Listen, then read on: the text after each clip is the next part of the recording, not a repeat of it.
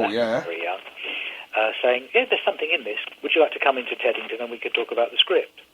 And so Vince Powell made a few changes, sent me away to make a few changes, and they bought the script. They actually bought the script. And I'm talking now, gosh, it's the early 1970s, and it was 300 quid, Del. 300 quid? That was a lot of money then. Fortune. I mean, I remember my father bought his first car in 1964 for £500, brand new.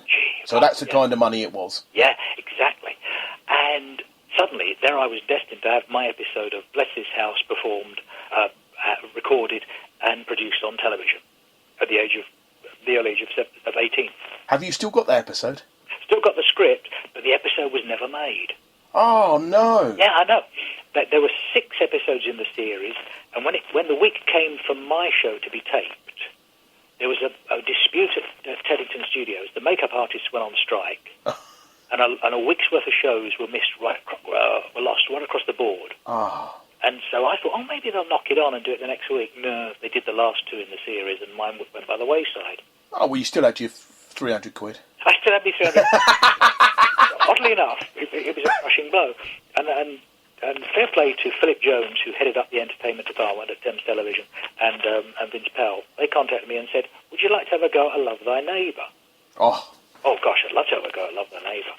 Love Thy Neighbour at this time, tellers, I'm sure you're old enough to remember. Yeah, I am indeed. Was one of the hit shows of that era. Yeah. It wouldn't stand up now for being immensely politically incorrect.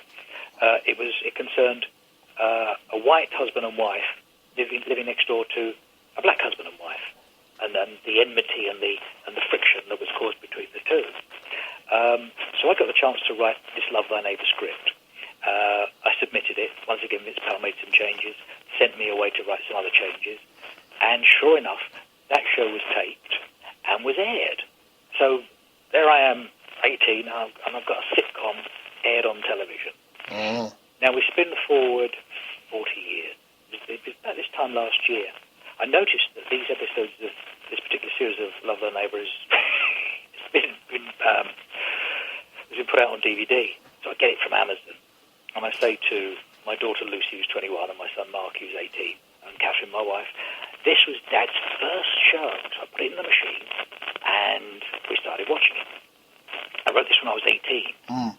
And 2 minutes in, Lucy's starting to text people and go on her laptop and go on Facebook and various other things. No interest whatsoever in what's on the screen. Marky shrugs after about 10 minutes and says, I'm going to go upstairs and go on the Xbox. And I turn to Catherine and she's snoring. Forever the critics, eh? Oh, I love it. That my first episode had on my family. But I've got to say, Terry, it was rubbish. Well, I think nowadays you look back at things and, I mean, they keep rerunning certain shows. I mean, Dad's Army and some others do have them. When you look at them, the production values, let alone anything else, forget about the scripts. Yeah. And of course, now TV is pushing the envelope a little bit. I mean, TV is getting very close to film in production sometimes. Mm. And, you know, but I also, there's some awful sitcoms on TV at the moment. Yeah. I mean, I've been watching one, and I've watched it all the way through. It's called Suntrap. Oh, that's Bradley's. Bradley's. Now, I'm a big Bradley fan. Me too. But I had to watch it all the way, all 6 episodes, I think, and I was actually thinking all the way through it, praying it was going to get better. Mm. And I was not. I'm a huge Bradley fan. I've had him. I've interviewed him, and he's a lovely guy. But oh dear me, what a show! Isn't it interesting? Once again, back to what you said. Nobody knows. Nobody knows. I mean, you can't. You know, I mean, it sounded on paper a great thing. There was another guy, and I'm not sure his name, did all the different voices and all the different characters. Yes. And potentially it could have been so good. Yes, in theory, on the page, you think, it should work, and something just slightly out of kilter. Yeah, I don't know what it was, but it was not. It wasn't very entertaining to me. I did watch all 6 episodes just to check it didn't get any better, and I'm afraid I was not disappointed. Yeah. It was not good. Hi, this is Andrew Ackerman inviting you to join me for Groove Lounge every Thursday night between 10 and 12 a.m. on Seclo Sounds, playing the very best in smooth jazz and soul. Groove Lounge on Seclo Sounds and TuneIn Radio.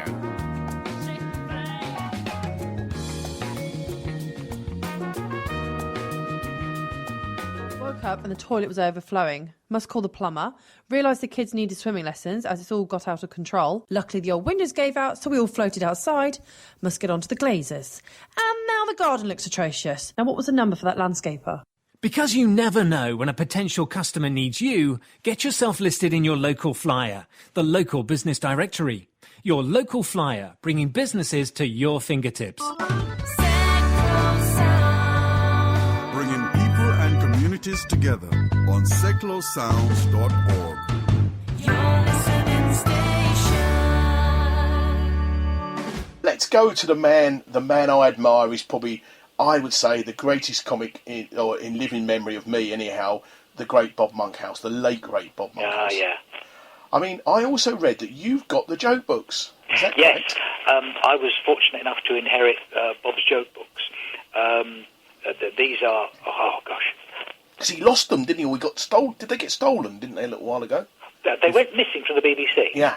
When Bob was hosting a show called Bob Monkhouse on the Spot, and his joke books went with him everywhere.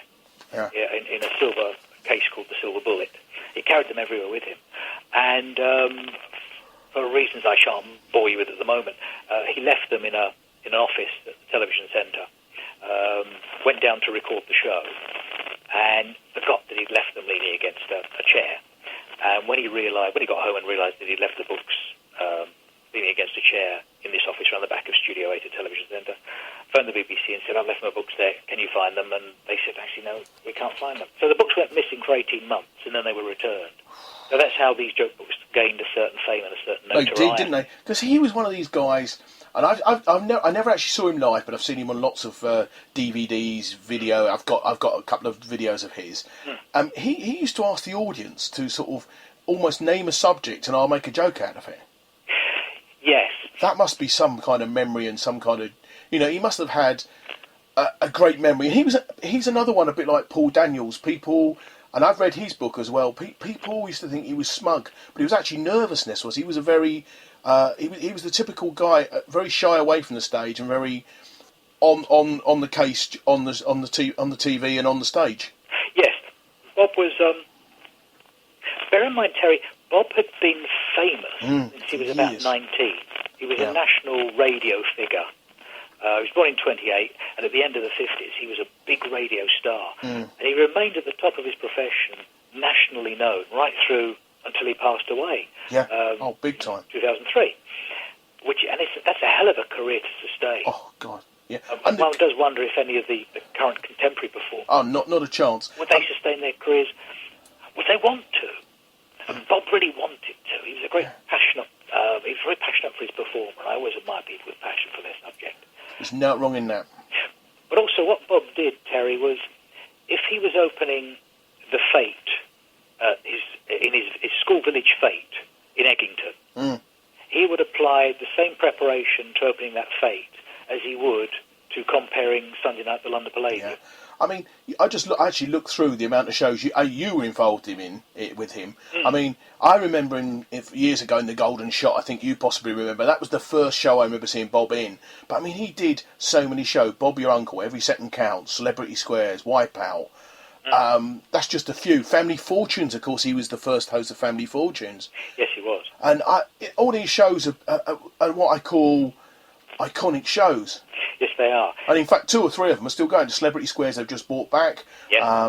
And of course, a lot of the other shows. Oh, of course, Bob's Full House, which was based on Bingo, wasn't it? You did some work on that as well, didn't you? Yeah. Interestingly enough, Family Fortunes, the title they use, in the US, as you know, it's called Family Feud. Yeah. And Bob went over to America with his agent, Peter Pritchard, and they liked that show very much and brought it back to Britain. And Lou Grade said, yeah, let's do this show. But Bob said, I don't think we can call it Family Feud because this kind of feud in hilly-billy families works very well in the States. A feud is it's a bit vicious, it's a bit fighty. So why don't we call it Family Fortunes? Because Bob was a great one for alliteration, loved alliteration because it helped with his performance. And so it was Bob who created the title Family Fortunes. And then we can spin forward to the next series which Bob did Fortunes, before Fortunes, forgive me, I'm getting my dates wrong, Bob hosted a show called Celebrity Squares. Yeah, I love that. Which is a big noughts and crosses game with celebrities in those boxes, and you play noughts and crosses. It's a terrific game. Yeah. Full of jokes. In the US, when Bob and Peter Pritchard went to see it, it's called Hollywood Squares. That's right, it is indeed. Yeah, I've seen these shows in America when I go out there, and I have done over the years, you know. So once again, you bring the show to the UK and say, well, we can't call it Hollywood Squares, and we can't call it Cricklewood Squares, because that's never going to work. So Bob gets his thinking cap on, writes a laundry list of titles, and the one title that Bob suggests is Celebrity Squares, and that's the one they run with. Yeah. So Bob Monkhouse actually created the titles of Family Fortunes and Celebrity Squares. I mean, the shows that he did, and of course, you know, the game shows. I mean, there was him and, should we say, Bruce Forsyth when I was kids, the doyens of game show television or quiz show television, whatever you like to call it. You can call it what you like, really, can't you? And and you know, he sort of every sort of so often he came out with another great show. I mean, I remember him from The Great Golden Shot was one of my favourite shows as a boy. I used to watch that, and of course he did it. Then Norman Vaughan did it. I think Charlie Williams had a go at it. And it's a bit like sometimes he hands over the mantle, because of course Family Fortunes, as you say, did 2 or 3 series of it. Then Max Bygraves had a go at it. Yeah. Oh dear. And now, of course, Les Dennis is probably famous for doing it, and of course you've got Vernon Kay now doing it. But I think everybody really of a generation remembers Les doing it, because Les did it for many years, didn't he? Les did it for 14 years and made a terrific job of it. Yeah, I like Les, actually. I think he's a very funny man. Me too. Oddly enough, I did 2 series of Family Fortunes with Bob, and that's when I first started proper. After writing for him for a little while for his cabaret performances, his live performances, he said, would I like to join the TV team? And so sure enough, yes, please. He took an opportunity of that very often, and you certainly don't decline it. And I was really fortunate to get that job. And I then went to work. Les did 2 or 3 series when he took over, and they called me up and said, do I want to join the team? I thought, yeah, that'd be great fun, because it's fascinating to get Les's take on that one show. Because it's a timeless format. It's very hard to get it wrong. And what I cannot get over is the general public, both the answers you get up on the screen and the answers that people come out of people's mouths. Incredible sometimes. I bet you couldn't write answers like that, could you? Oh, gosh, no. No, absolutely not. I always say to my wife, the truth is actually often funnier than fiction. You just cannot write stuff like that. I've seen some amazing things over my... Great answers that Les had to cope with, like, name a bird with a long neck. Is it Naomi Campbell? Yeah, there was another one that every answer was chicken or turkey, I think it was, or something like that. That's right. That was in Max's regime, you know. Yeah, was that in Max's time, was it? Yeah. Oh, dearie me. Well, he's only just recently passed away last couple of years as well, hasn't he? Yes, he passed away in Australia. I mean, he was a great singer and a great performer, but he seemed very lost on that show. Yes, and that's the trouble. They get a comic or a personality and stick them on a show, and sometimes it works and sometimes it's interesting. Also, to do with application as well, because people look at game shows and think, that must be easy to host. It's one of the toughest things in the world to host. I mean, I compare shows, you know, on stage, and that takes some... I find that hard sometimes. I mean, a couple of weeks ago, I've been doing some work with a couple of charity organisations, and I was involved in a wrestling show, or 2 wrestling shows I've done, and that's quite interesting. Yes, I'll bet. And I very nearly got super kicked in the face this week because I stood in the wrong place at the wrong time, and the guy who got super kicked went down on the floor, but I missed me by a whisker because I was instead of stepping back, I very nearly stepped forward, and I nearly took the full blunt of it. And there is, I think. With wrestling, I think everybody knows there's a certain amount of drama, but there's also a certain amount of skill, big time skill. It's like acting, very much like acting. So I think, you know, I have utmost respect for them, but I do some work with a couple of wrestling companies in the ring. You know, the MCing rather than the. Yes. I'm far too old. I'm 53, and there's no way I'm going to be putting Lycra on and getting in that ring. Everybody would probably run out the arena, probably for finding the nearest bucket or something. You know, it's not a pleasant sight. But the thing is about the wrestling, it's all to do with performance. Oh, it is. It's like what I watched. I went to entertain you, aren't they? Yeah, I went last Saturday, a couple of Saturdays ago, and it was like watching 6 plays in one afternoon. Yes. And also, the other thing, I watch the audience. It's a bit like when I go to most plays, when I go to Panto, we mentioned Panto earlier,